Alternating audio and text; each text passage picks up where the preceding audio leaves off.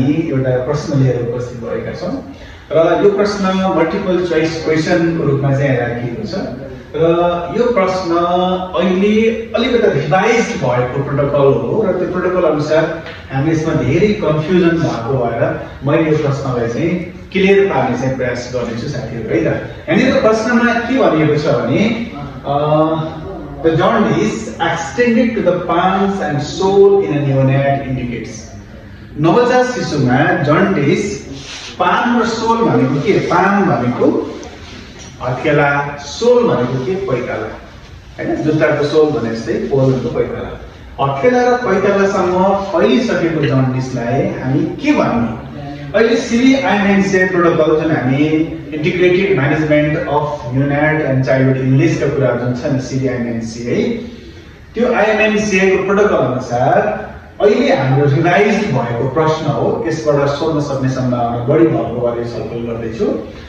कुनै पनि बच्चा नवजात शिशु जसको हत्केला र पैतालासम्म जन्डिस देखिएको छ भने त्यसले के कुरालाई सङ्केत गर्छ? Option A very severe jaundice, option B severe jaundice, option C jaundice वा अप्सन डी नो जन्डिस भनेर चारवटा अप्सन राखिएको छ।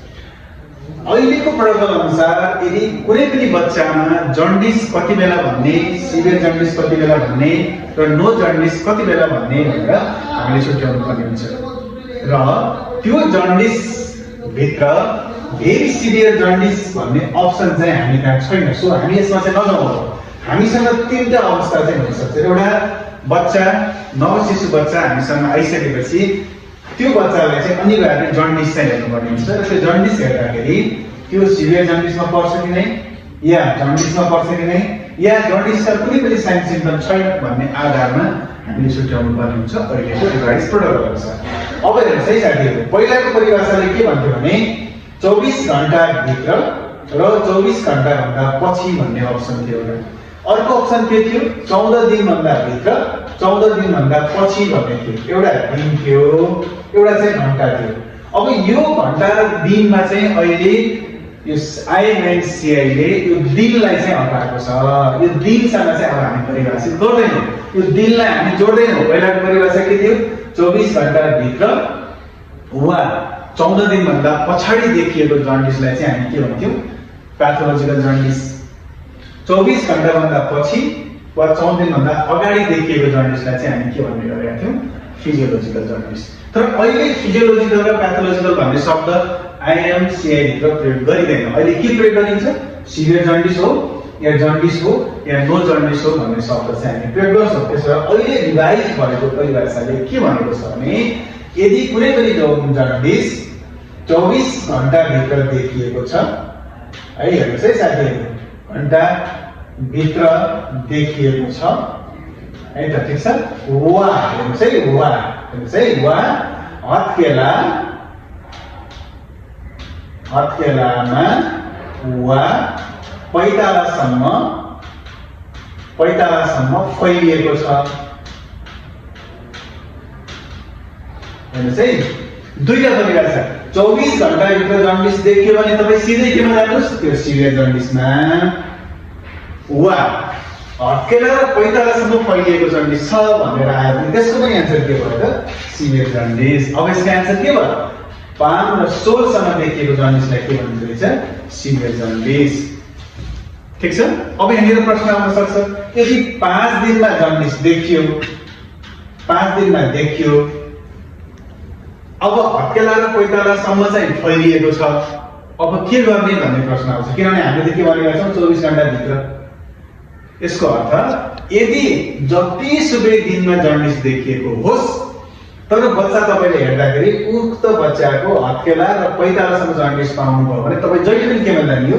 सिभियर जन्डिसमा। त्यसो भएर सिभियर जन्डिस भनेको जतिसुकै दिनमा देखिएको भए तापनि हत्केला र पैतालामा देखिएको छ भने it is always in severe jaundice. र अर्को डेफिनेसन, यदि 24 घण्टा भित्र देखिएको छ, चाहे हत्केलामा देखियोस् चाहे नदेखियोस्, 24 घण्टा भित्र देखियो भने त्यसलाई पनि के राख्नुहोस् त? सिभियर जन्डिसमा। सो यो प्रश्नले तपाईलाई झुक्क्याउन सक्छ साथीहरु है, अहिलेको रिभाइज प्रोटोकल अनुसार। त्यसबाट अहिले हामीले के भन्छौँ? यसको सही उत्तर के हो त? यो सिभियर जन्डिसमा पर्यो। यदि हत्केला र पैतालामा देखिएको छ भने यसलाई नै अर्को शब्दमा भन्नु पर्दाखेरि हामी प्याथोलोजिकल पनि भन्न सक्छौँ। अब भोलि गएर तपाईहरुलाई प्याथोलोजिकल जन्डिस भनेर कसलाई चिनिन्छ भनेर सोध्यो भने सिभियर जन्डिस नै हो है त साथीहरु। यदि बच्चा 24 घण्टा भित्र देखिएको छ एउटा परिभाषा, वा अर्को परिभाषा के आउन सक्छ हत्केला र पैतालामा देखिएको छ त्यसमा जतिसुकै दिन भनोस् त्यसको आन्सर के होला भने सिभियर जन्डिसमा।